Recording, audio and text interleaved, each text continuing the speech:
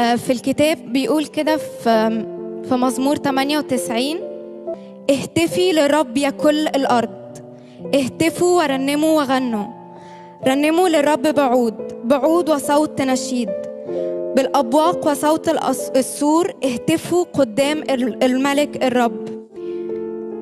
المزمور ده بيقول اهتفي يا كل الأرض.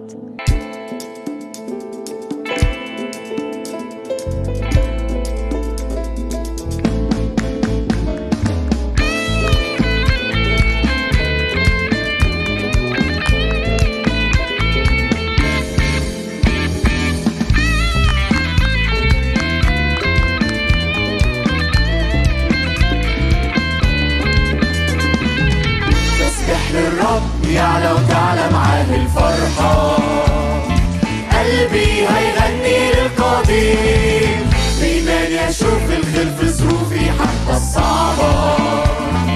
غني يا نفسي للقدير، أعلن إيماني، شايف إلهي للسلطان ومن أمامي ينقل جبالي.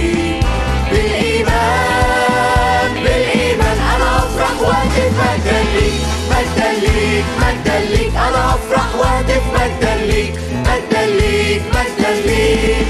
هاليلويا هاليلويا هاليلويا هاليلويا.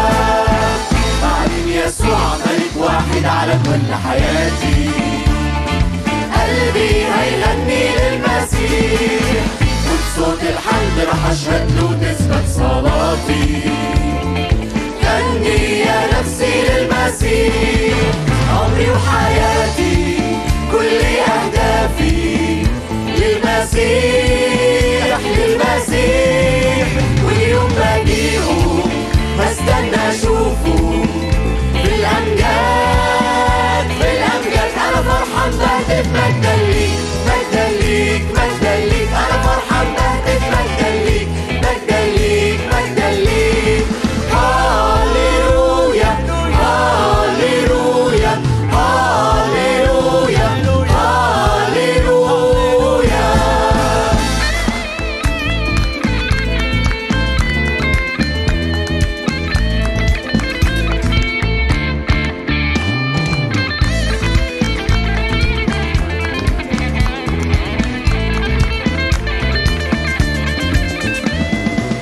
أنا فرحان بهتف مجدا ليك مجدا ليك مجدا ليك. أنا فرحان بهتف مجدا ليك مجدا ليك مجدا ليك.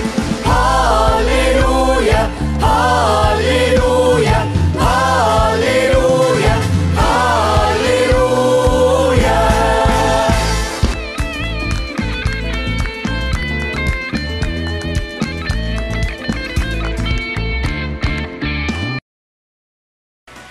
Saya hambanya Burhanuddin Haji Usman, lahir dari keluarga non-Kristen dan tidak ada leluhur saya menjadi orang Kristen.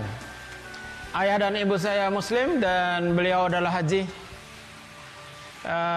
ketua Partai Persatuan Pembangunan sejak dari zamannya Naro, Haji Naro. Nah, lalu dia anggota DPRD. Nah, saya dibesarkan dari keluarga itu Haji Usman. Saya tidak pernah berpikir bahwa saya sesudah besar ini saya akan jadi orang Kristen. Satu waktu saya ada di Jakarta dan bekerja. Pulang bekerja saya naik ke bis pada waktu tahun 1982. Saya duduk di bus itu, lalu duduklah seorang laki-laki di atas bus itu. Nah, lalu laki-laki ini bawa dua tentengan ikatan yang saya pikir dulu itu adalah agenda. Kalau agenda saya kepingin minta satu. Lalu saya bertanya kepada beliau, apakah Bapak bawa agenda? Dia jawab saya, ini bukan agenda deh, ini kitab sucinya orang Kristen katanya. Lalu saya bertanya lagi, apakah Bapak orang Kristen?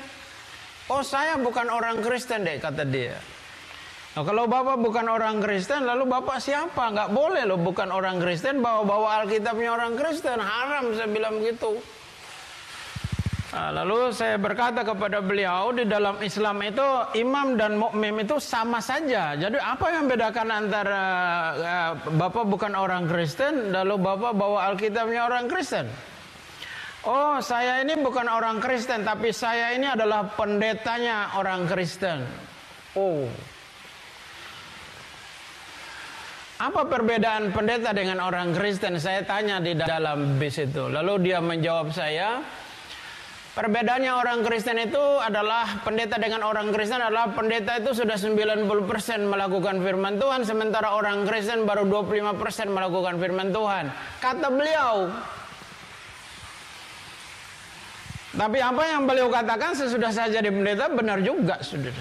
Bukan berarti bahwa semua pendeta sudah melakukan firman Tuhan 90 bahkan 100%.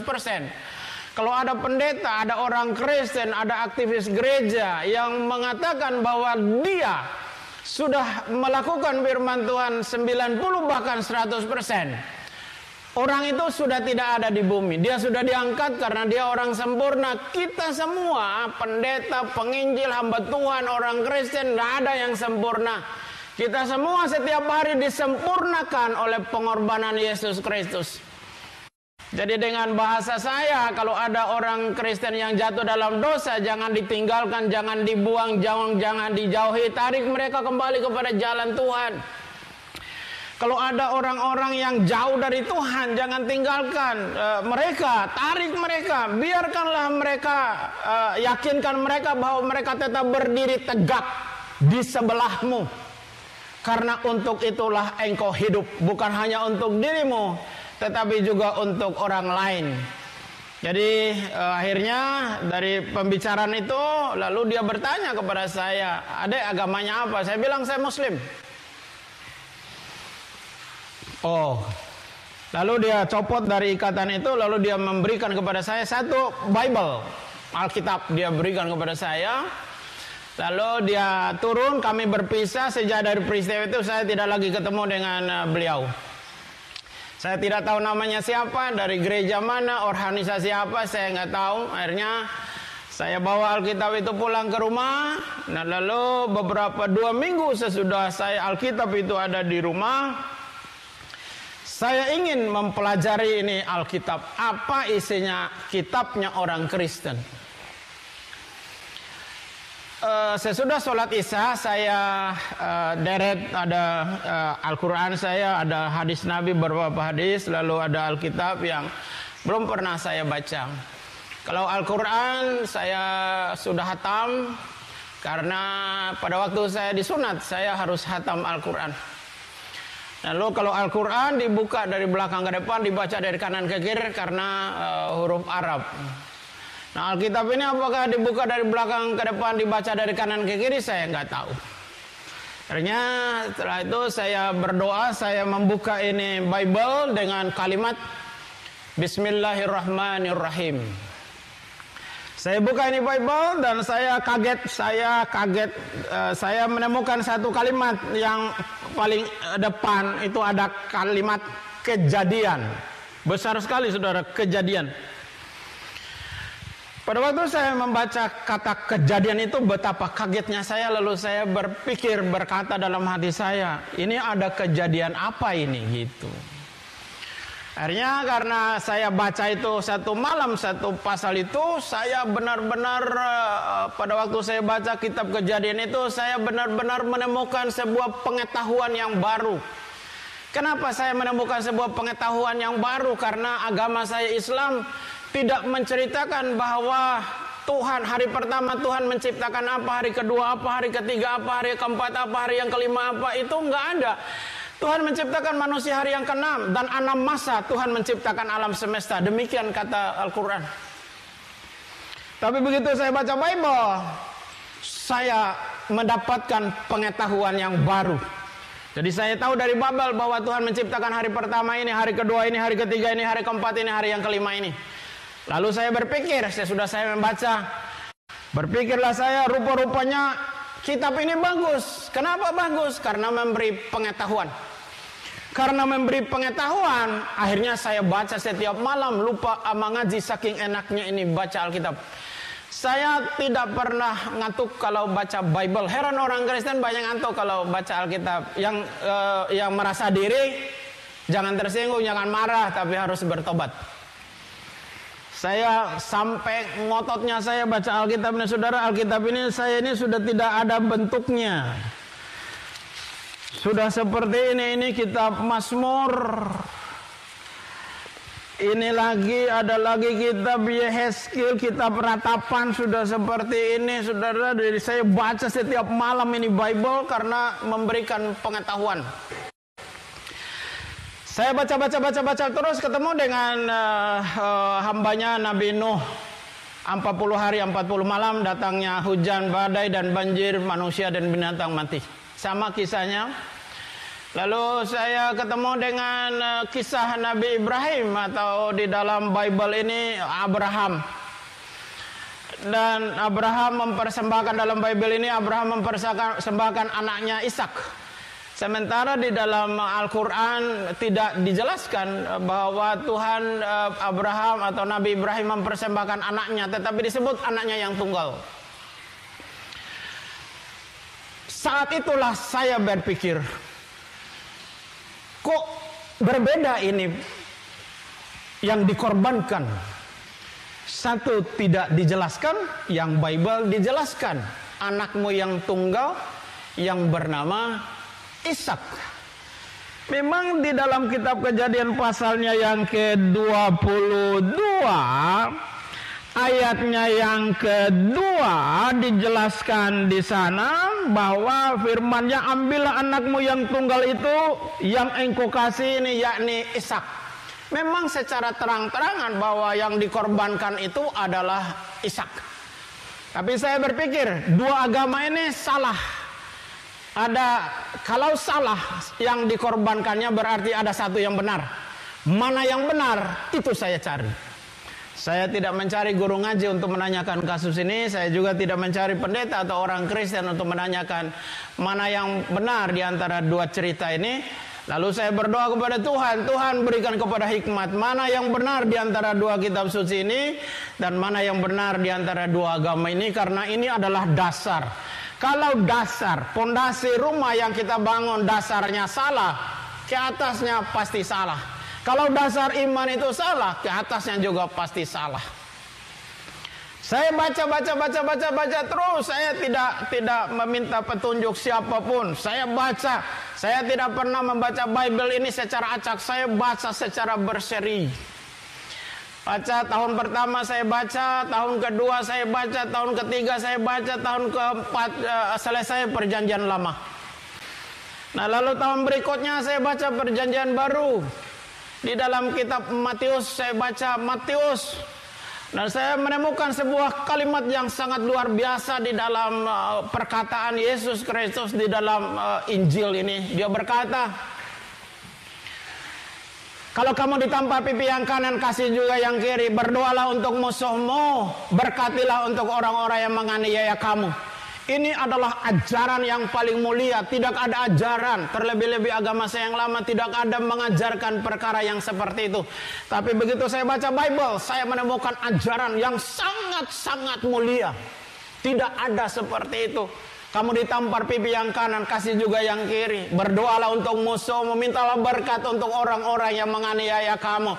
Itu semua ada di dalam Bible dan itu perkataan Yesus Kristus. Saya terus membacanya. Di kitab Matius pasal yang ke-28 ayat yang ke-18 saya membaca satu kalimat yang sangat-sangat luar biasa. Kalimat itu berbunyi demikian. Perkataan Yesus Kristus. Pasal yang ke-28 ayatnya yang ke-18 dari kitab Matius. Kepadaku telah diberikan segala kuasa di langit dan di bumi. Jadi Yesus Kristus itu berkuasa di langit dan di bumi. Saya kembali buka, saya punya kitab Al-Quran dan saya membuka di dalam surat 3 Ali Imran ayat yang ke-45. Allah Subhanahu wa taala berfirman kepada hambanya Nabi Muhammad. Nah, lalu Nabi Muhammad menuliskannya di dalam sebuah ayat di dalam Ali Imran 3 ayat yang ke-45. Demikian. Isabnu Maryama wajiham fid dunya wal akhirah. Apa artinya? Sesungguhnya Isa anak Maryam atau Yesus Kristus putra Maryam, dialah yang terbesar di dunia dan di akhirat. Saya menggabungkan antara surat Ali Imran 3:45 dengan Matius pasal yang ke-28 ayat yang ke-18. Matching, cocok. Satu nama yang disebutkan oleh dua kitab ini, nama Yesus Kristus yang berkuasa di langit dan di bumi, nama Isa Al-Masih yang berkuasa di dunia dan di akhirat. Al-Quran menceritakan bahwa bukan Nabi Adam yang terbesar di dunia dan akhirat, bukan Nabi Ibrahim, bukan Nabi Daud, bukan Nabi Sulaiman, bukan Nabi Musa, bukan Nabi Zakaria, bukan Nabi Nuh, bukan Nabi Ayub, bukan nabi-nabi yang lain. Tetapi Al-Quran menceritakan bahwa yang terbesar di dunia dan di akhirat adalah Isa putra Maryam, atau di dalam Bible Yesus Kristus anak Maryam. Saya menyimpan perkataan itu, lalu saya membaca lagi Lukas. Saya ketemu dengan Injil Yohanes pasal yang pertama, ayat yang pertama berbunyi demikian.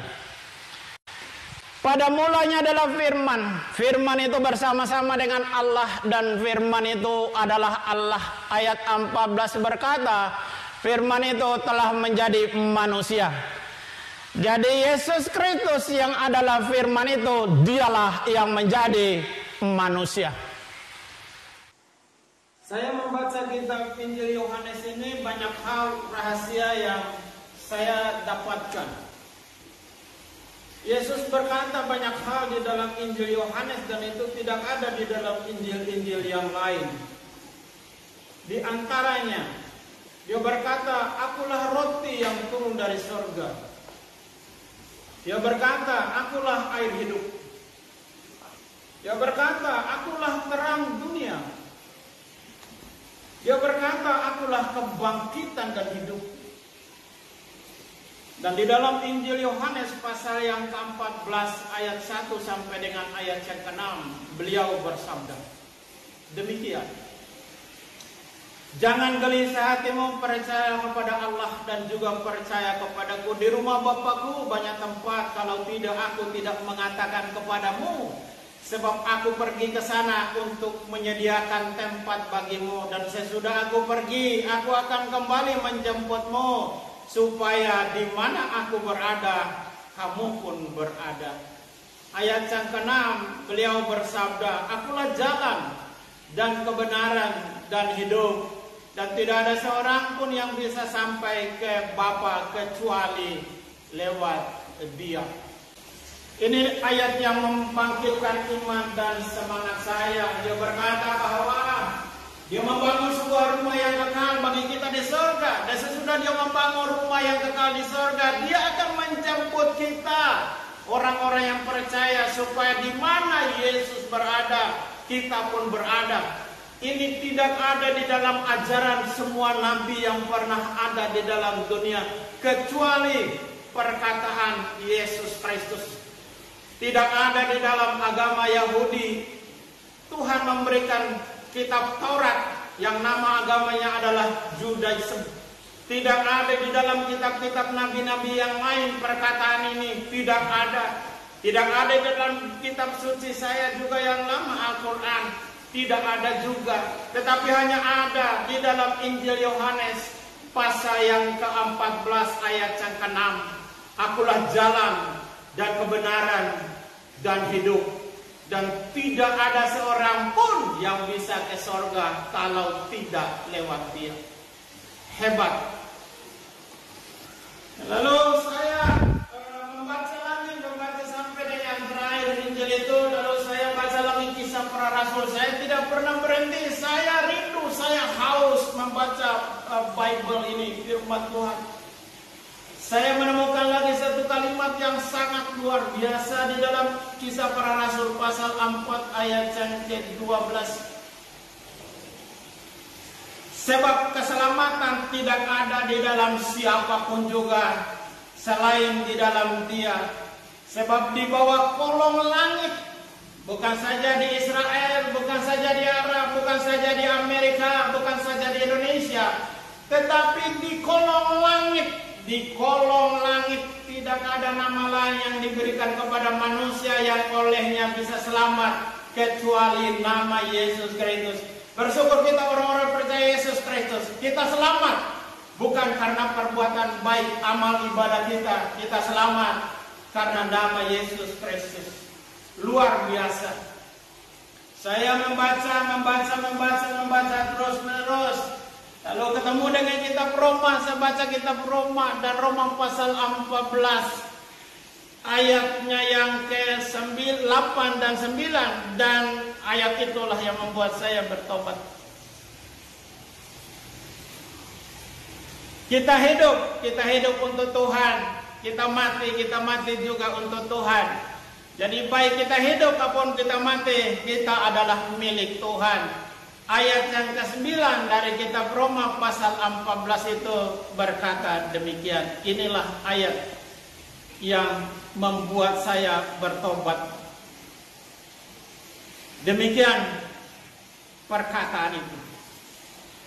Sebab Kristus Yesus mati supaya Dia menjadi Tuhan, baik atas orang-orang hidup maupun atas orang-orang mati. Begitu saya baca ayat ini, saya berpikir sederhana, rupa-rupanya Yesus itu bukan saja Tuhannya orang Kristen dan Katolik, tetapi Yesus itu adalah Tuhannya orang hidup dan orang mati. Saya berpikir sederhana, daripada saya tunggu mati baru percaya Yesus Kristus, lebih baik sekarang aja saya mempercayai Dia sebagai Tuhan saya dan Juru Selamat saya. Akhirnya saya tanpa dibimbing oleh seorang pun, tanpa diarahkan oleh seorang pun, tanpa dilayani oleh seorang pun, saya malam itu secara pribadi berdoa.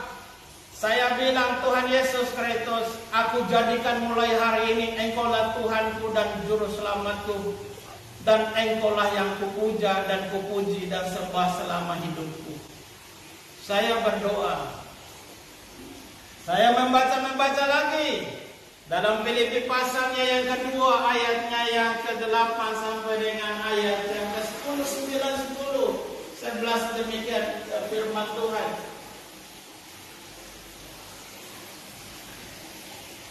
Setiap lutut akan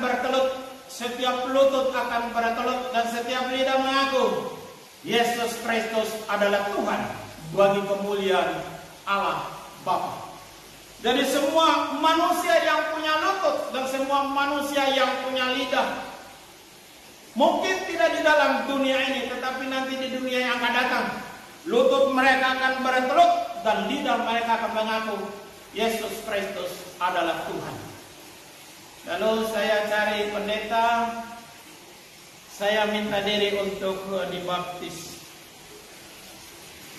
Saya pertama kali ke gereja. Nah, lalu ketemu dengan seorang ibu di daerah Kalipasir. Nah, lalu saya masuk di gereja. Pertama kali sebenarnya bukan masuk ke gereja, saya ingin minta cari pendeta di gereja itu, GPDI Kramat Raya. Hanya itu gereja yang saya tahu. Saya tidak tahu gereja, saya tidak tahu yang lain, cuman itu gereja yang saya tahu. Akhirnya saya nongkrong di luar gereja, di seberang jalan. Saya tunggu seseorang pulang dari gereja, dan ada ibu Kristen yang pulang dari situ, dari gereja itu. Dan lalu saya bertanya kepada ibu ini, apakah ibu pendeta? Oh, saya bukan pendeta deh, saya adalah jemaat biasa, kata ibu ini. Nah, lalu saya lagi berkata kepada ibu ini, kalau begitu tolong carikan seorang pendeta, saya mau dibaptis, saya mau jadi orang Kristen. Lalu ibu itu bertanya kepada saya, kau siapa namamu dek? Aku namanya Burhanuddin Haji Usman. Ibu itu kaget mendengar bahasa dan kalimat saya. Dia berkata, oh pendeta nggak ada waktu untuk membaptis orang karena ini lagi sibuk bikin acara Natalan. Saya berkata kepada ibu itu, keterlaluan itu pendeta. Kalau begitu nggak usah cari pendeta, kolam baptis, bak mandi ibu aja, baptis saya di situ. Oh itu ibu itu berkata kepada saya, oh itu baptisan itu bukan sekedar mandi katanya. Saya pikir baptisan itu sama seperti orang Islam mau masuk masjid diambil air wudhu, dan orang Kristen masuk ke gereja dia dibaptis dulu. Saya pikir seperti itu dulu. Hanya dia berkata, oh itu baptis itu adalah sakramen, kata dia bilang gitu. Saya nggak ngerti sakramen, pokoknya cariin pendeta. Saya minta diri dibaptis. Akhirnya ibu itu kontak seorang pendeta, lalu saya dilayani dari jam 9 pagi, jam 6 pagi sampai dengan jam 9, dan dari hamba Tuhan juga mantan Islam, pendeta Ahmad Sani namanya. Dan saya dibaptis di Ancol. Saya lahir baru, saya menjadi orang Kristen. Lalu saya ketemu dengan wanita pilihan saya, Nona Ambon. Lalu saya nikah. Saya punya anak satu perempuan, sudah PNS, sudah pegawai negeri. Saya aktif dalam pelayanan. Lalu saya menjadi hamba Tuhan. Saya adalah seorang pendeta.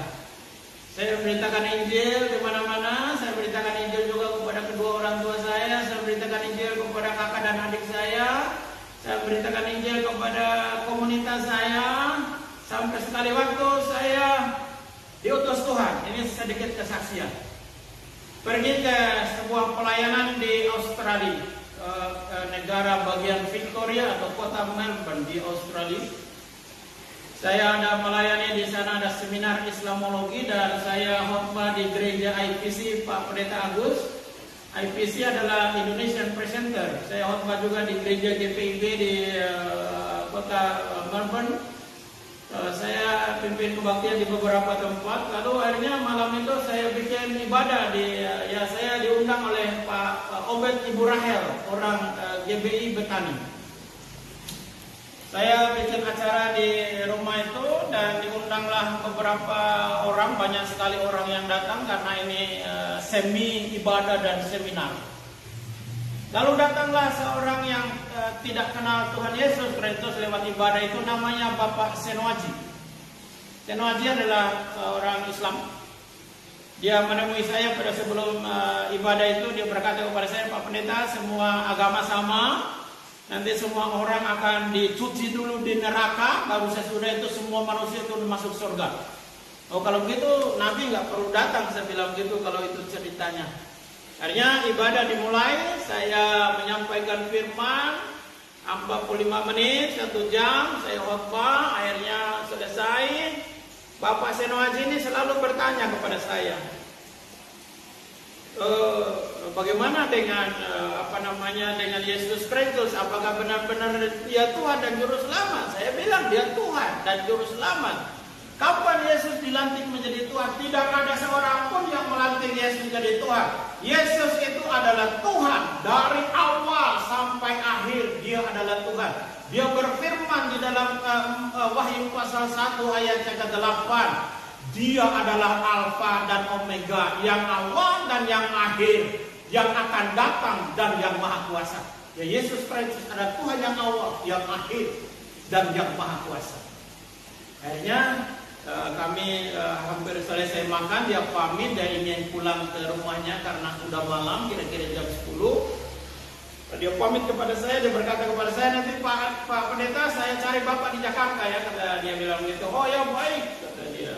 Akhirnya saya dia pamit. Pada waktu dia melangkahkan kakinya, ada suara bicarakan dalam hati saya. Suara itu berkata, panggil Senoaji itu, tanyakan dia kapan mau dia dibaptis. Saya panggil Pak Senoaji. Pak Senoaji, sebelum Bapak pulang ke sini dulu karena ada pesan Tuhan. Begitu dia menghampiri meja di mana saya duduk makan, saya bilang sama Pak Senoaji, Di dalam hati saya ada suara Tuhan yang berbicara kepada saya untuk menanyakan kepada Bapak. Suara itu berkata begini, tanyakan Senuaji itu kapan dia mau dibaptis. Jadi berdasarkan suara itu saya panggil Bapak dan sekarang ini saya tanya sama Bapak, Bapak kapan mau dibaptis? Pak Senuaji tatap mata saya sebentar, lalu dia berpikir dan berkata kepada saya, kalau Pak Pendeta siap untuk membaptis saya malam ini, saya siap untuk dibaptis. Kalau saya harus ketemu dengan Pak Pendeta di Jakarta, di Indonesia, saya akan cari Bapak di Jakarta atau di Indonesia, nanti saya pulang ke Indonesia. Akhirnya saya tanya yang punya rumah Pak Obed dan Ibu Rahel, dan saya tanya juga ada ketua masyarakat Indonesia di Melbourne namanya Pak Barnabas Ong. Saya tinggal di rumahnya Pak Barnabas Ong selama saya ada di Melbourne, yaitu di dekat dengan mall besar di situ, Box Hill atau Chadstone. Saya bertanya kepada Pak Barnabas karena beliau adalah pendeta dan juga ketua masyarakat Indonesia yang ada di Melbourne pada waktu itu. Dan saya juga bertanya kepada Pak Obed dan Ibu Rahel, bagaimana dengan Pak Senuaji ini, kalau saya sempat untuk membaptis dia malam ini, apakah kita baptis dia malam ini? Pak Barnabas Ong berkata kepada saya dan Pak Obed, jangan tunggu besok, apalagi tunggu tahun depan dia kembali ke Indonesia ketemu sama Bapak. Kelamaan, kata mereka. Malam ini aja kita baptis dia, kata Pak Barnabas Ong dan Pak Obed. Akhirnya kami siapkan kolam baptisan itu malam, bakwip. Kami isi air yang penuh, saya siapkan baju, saya siapkan segala sesuatu. Lalu benar-benar Roh Kudus bekerja untuk merubah iman Pak Senuaji dari keyakinannya yang lama Islam menjadi keyakinan yang baru. Percaya kepada Yesus Kristus. Itu baru pertama kali dia datang ke gereja, baru pertama kali dia dengar firman, baru pertama kali dia mendengar berita Injil. Malam itu dia dengar, malam itu juga dia menyerahkan dirinya kepada Tuhan. Dan saya baptis dia di Bakwip. Dan saya pesan sama dia, taat dan setia kepada Yesus Kristus sampai mati. Jangan tinggalkan Tuhan apapun yang terjadi dalam hidupmu. Dan saya selalu kontrol Pak Senuaji ini dengan keponakan saya yang sampai saat ini masih tinggal di Melbourne. Ada Todi, ada Biong Fabio. Kalau saudara punya FB itu ada Biong Fabio, itu keponakan saya. Dia jual nasi padang di Melbourne. Nama restorannya adalah Tambok Cie. Ya sudah, ada Biong. Saya komunikasi dengan Biong, bagaimana dengan kabar Pak Senuaji. Pak Senuaji masih setia kepada Tuhan dan keluarganya luar biasa. Memang pekerjaan Tuhan itu di akhir-akhir zaman itu dahsyat. Orang-orang yang baru dengar firman serahkan dirinya kepada Tuhan. Orang-orang baru dengar Injil, dia bertobat serahkan diri kepada Tuhan. Orang-orang baru dengar Yesus Kristus, dia tidak mengeraskan hatinya, dia menyerahkan dirinya kepada Tuhan, dan Tuhan ubah orang-orang yang seperti demikian. Dan juga Pak Senuaji. Saya mau katakan kepada saudara yang dengar firman Tuhan malam hari ini, apakah engkau orang Kristen atau engkau bukan orang Kristen? Yang bukan orang Kristen, yang belum percaya kepada Yesus Kristus, ambil waktu yang tepat dan jangan berpikir panjang. Yesus adalah Tuhan, dan dia bukan Tuhan orang Kristen dan Katolik. Dia Tuhan semesta alam yang telah datang lewat Yesus Kristus. Bagi orang Kristen, orang yang percaya kepada Yesus Kristus, saya berpesan, kita memang hidup di tengah-tengah zaman yang hari ini kita bahagia, besok kita bisa sengsara. Hari ini kita bisa tertawa, besok kita bisa menangis. Hari ini kita hidup dalam terang, besok kita hidup dalam kegelapan. Hari ini kita bisa hidup, besok kita bisa mati. Waktu kita tidak bisa tahu. Saya pesan kepada anda-anda yang percaya kepada Yesus Kristus, Jangan tinggalkan Tuhan apapun persoalan hidupmu. Dia adalah Tuhan yang setia. Tidak ada pernah hidup di dalam dunia ini seseorang yang pernah berkata, aku menyertai engkau sampai kesudahan alam. Dan itu hanya kita dapatkan lewat perkataan Yesus Kristus dalam kitab Matius pasalnya yang ke-28 ayatnya yang ke-20. Ketahuilah bahwa aku menyertai engkau sampai kesudahan alam. Setialah kepada Tuhan apapun yang terjadi. Percaya bahwa Yesus Kristus berkuasa merubah hidupmu. Dia menyembuhkan yang sakit. Dia kuatkan segala kelemahan. Dia membangkitkan yang mati. Dan dialah yang berkuasa atas segala sesuatu. Tetap ikuti Yesus. Jangan kendor. Rajin terus beribadah. Harapkan kepada Tuhan. Tuhan berkuasa memulihkan hidupmu. Tuhan memberkati. Haleluya. Sampai jumpa. Saya hambanya Burhanuddin Haji Usman. Tuhan Yesus Kristus memberkati. Salam.